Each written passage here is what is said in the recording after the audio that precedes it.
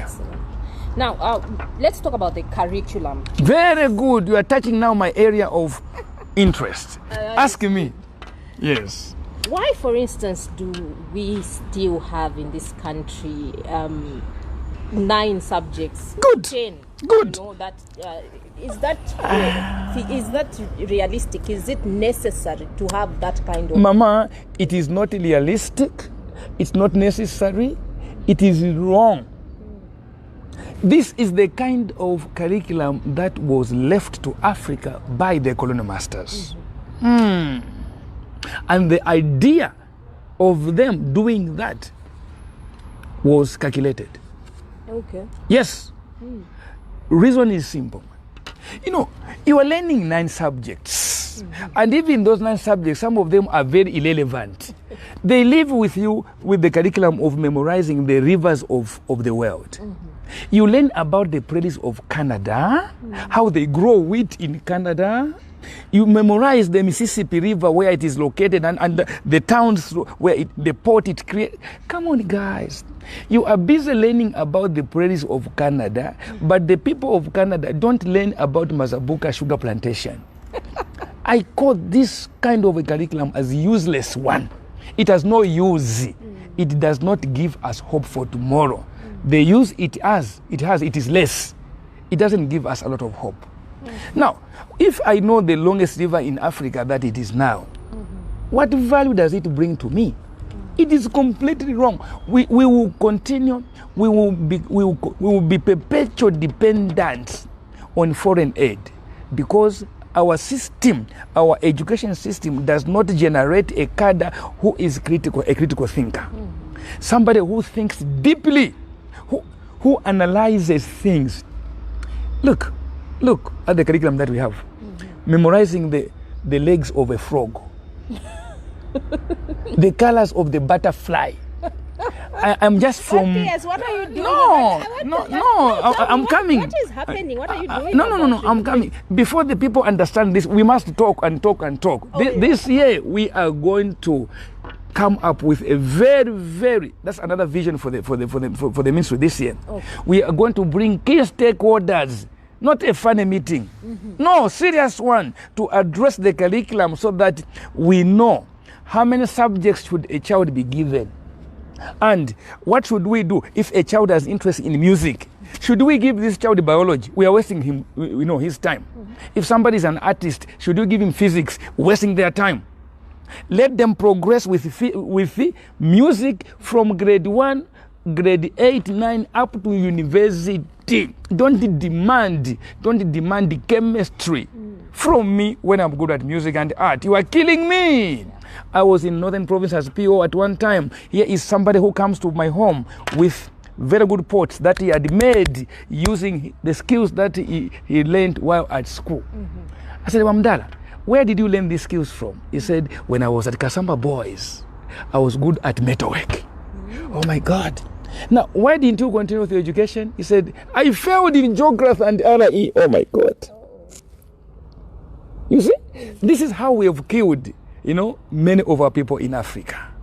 If we had allowed this man to continue with metalwork up to Form 5, this man today would be an engineer.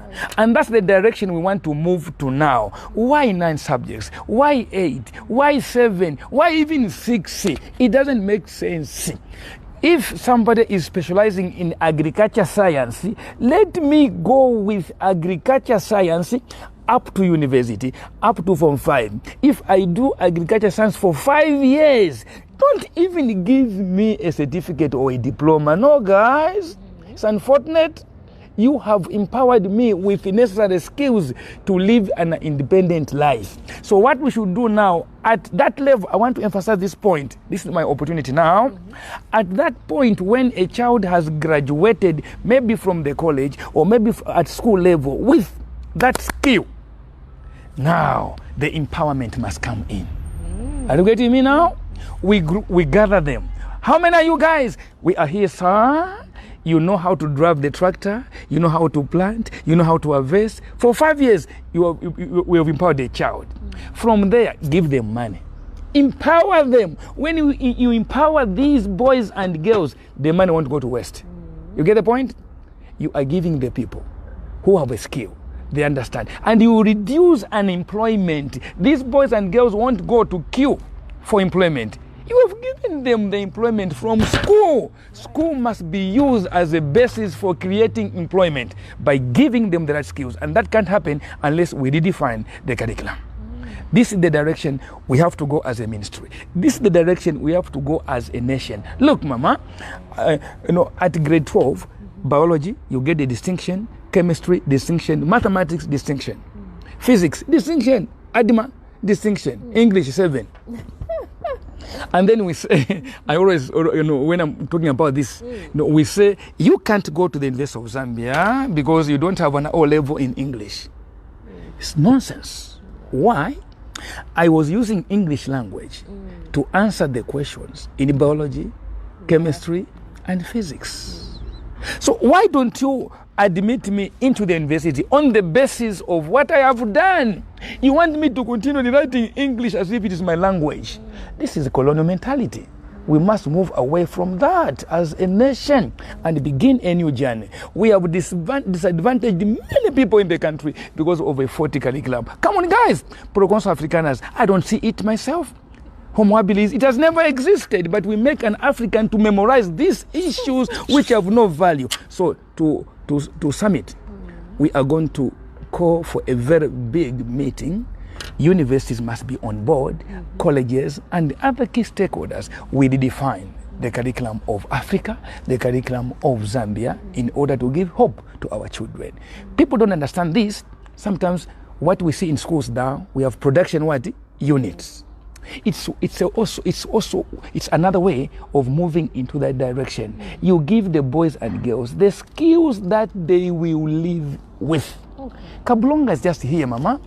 Every week, as they sell tomato from the school, they are generating 18,000 kwacha. Wow. Okay, so if a child is empowered with that knowledge and is able to generate that money every week, will they be going for employment seeking? No, they will live. They will also employ others. This is the kind of life that we need in Zambia. But that cannot happen unless we redefine our curriculum. But I know some people will say, no, we did this ourselves. We are doctors. Yes, we are a doctor, I know.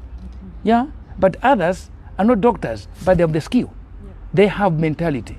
They have the intelligence. Don't judge me on the basis of a grade 12 certificate. No, if I fail in geography or physics, it doesn't mean that I cannot do agriculture science. It doesn't mean that I cannot sing and also paint. No, I'm intelligent in that way. It's only that you gave me the wrong subject. That's true. Yeah, so my mama, my heart bleeds when I see thousands of boys and girls loitering in the streets. They haven't, completed their schools because maybe they failed at grade 9 or grade 12. So the examination system that we have also is very segregative one. This is a colonial mentality. In standard 1, subjectivity, we had the examinations at each and every stage, discarding other children. That was a colonial mentality. So examinations that we have today are not helping the nation at all. We must go back to continuous assessment, where you look at the practical part of it. Maybe 60% or 70% is practical. Then 30% examinations. In that way, we are going to value what is coming out of the brain of a Zambian child. That is the direction we want to move in 2021. This is the direction we want to take. In that way, we improve the economy of the country. Great stuff.